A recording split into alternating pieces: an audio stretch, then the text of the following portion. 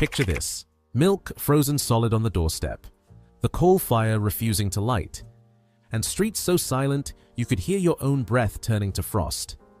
This wasn't just winter, this was the winter Britain froze solid. The Great Freeze of 1963. For 3 relentless months, life in Britain became a battle between human warmth and a world turned to ice. And yet somehow, we got through it, with wool socks, stubbornness, and a bit of British humour. It began just after Christmas, 1962. People thought it was just another cold snap, a few days of snow and back to normal. But the snow kept falling. By New Year's Day, temperatures had dropped below -15. Roads vanished. The Thames froze over for the first time in living memory. Whole towns became islands surrounded by white. The BBC called it the worst freeze since 1795. And it wasn't exaggerating.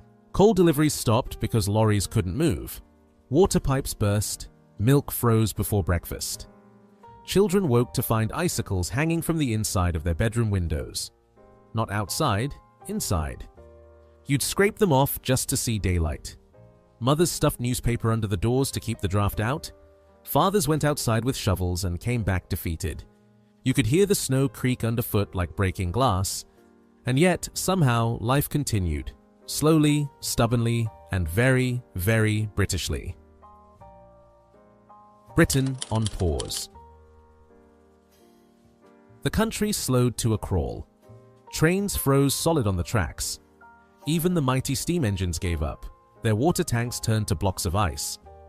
Passengers sat shivering in carriages for hours, some overnight, wrapped in newspapers, waiting for rescue. Roads became impassable.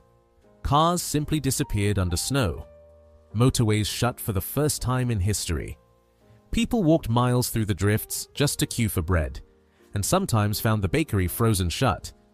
And yet, through all of it, life carried on in that unmistakably British way. Neighbours knocked on each other's doors. Strangers helped push cars. And every morning, someone somewhere still made a cup of tea, even if they had to melt snow to do it. Even the postman tried his luck, trudging through knee-deep snow with frozen hands, still wearing shorts. Because tradition is tradition. And in the evenings, when the power went out, families played cards by candlelight, pretending it was fun. And maybe, just maybe, it was. Life indoors, and the smell of coal. Central heating was a luxury. Most homes relied on one coal fire to heat the entire house. Families huddled in the living room, hands outstretched to the flames. Your breath still steamed in front of you, even indoors. When the coal ran low, people burned anything that would catch. Old newspapers, furniture legs, even orange crates. The smell of soot hung in every street, thick, heavy, oddly comforting.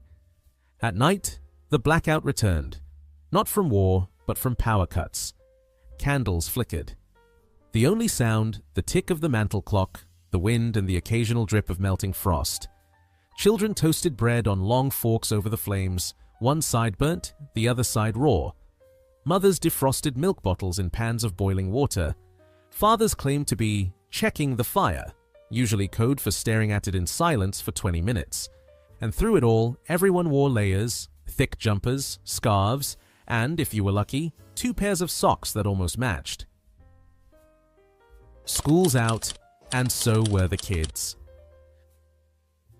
When schools finally closed, it wasn't disappointment, it was freedom. Children turned the frozen world into a playground. Snowball fights lasted all day. Sledges were made from biscuit tins, wooden tea trays, and sometimes Mum's best baking sheet.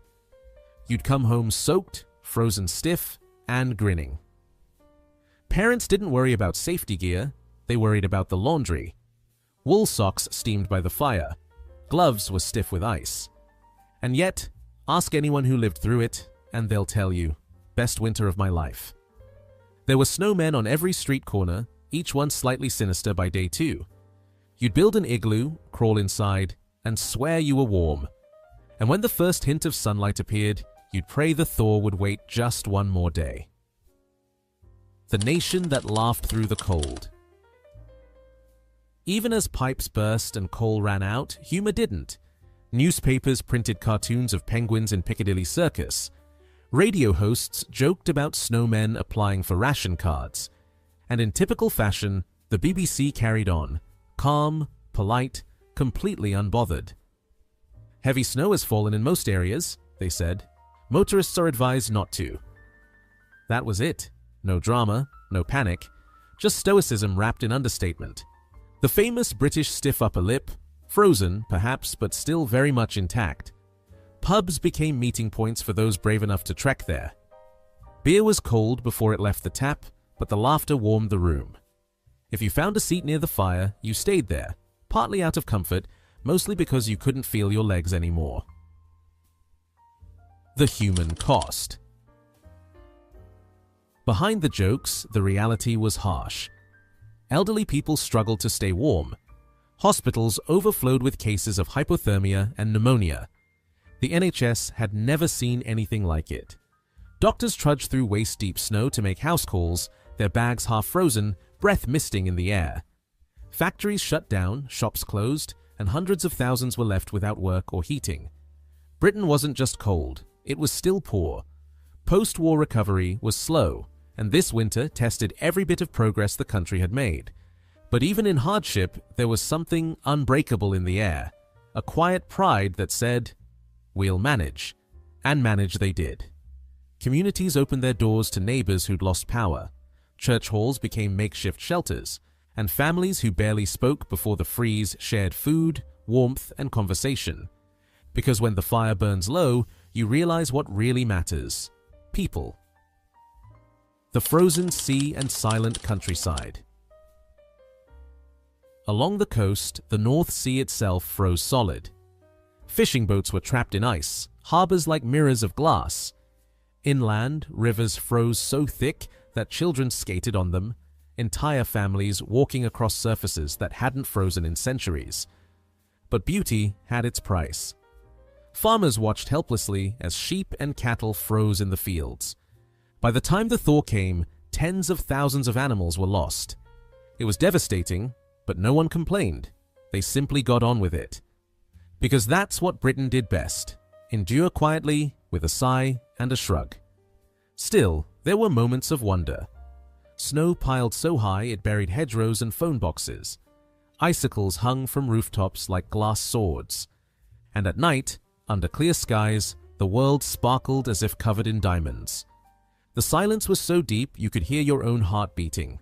For a few weeks, Britain looked like a fairy tale: cold, cruel, and beautiful. Escaping the cold, just barely.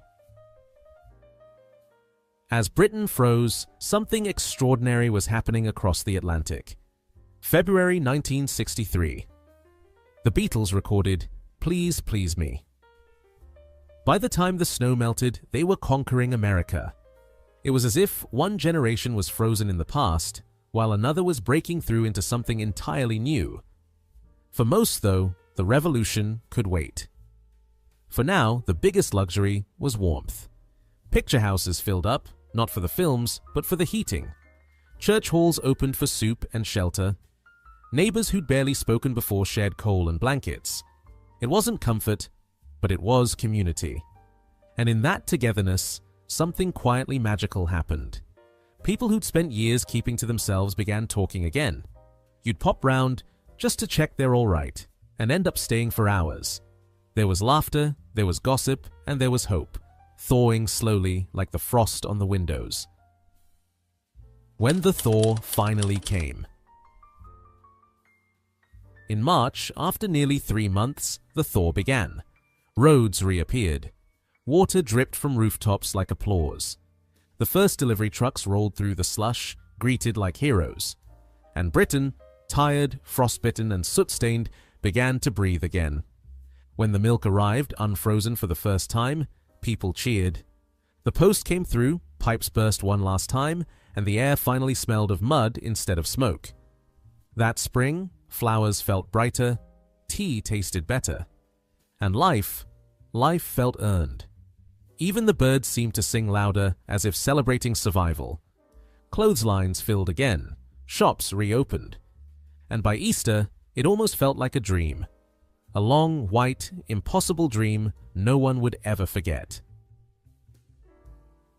The winter that defined a generation.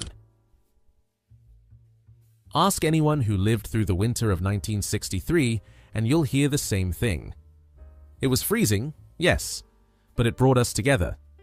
There were no smartphones, no central heating, no delivery apps, but there was resilience.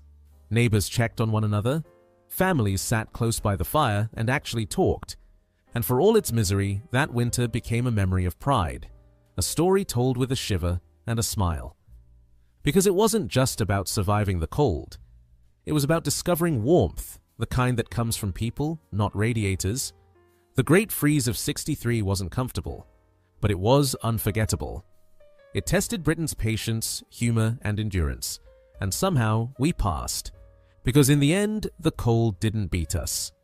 It reminded us who we were, a country that moans about the weather, but never lets it win.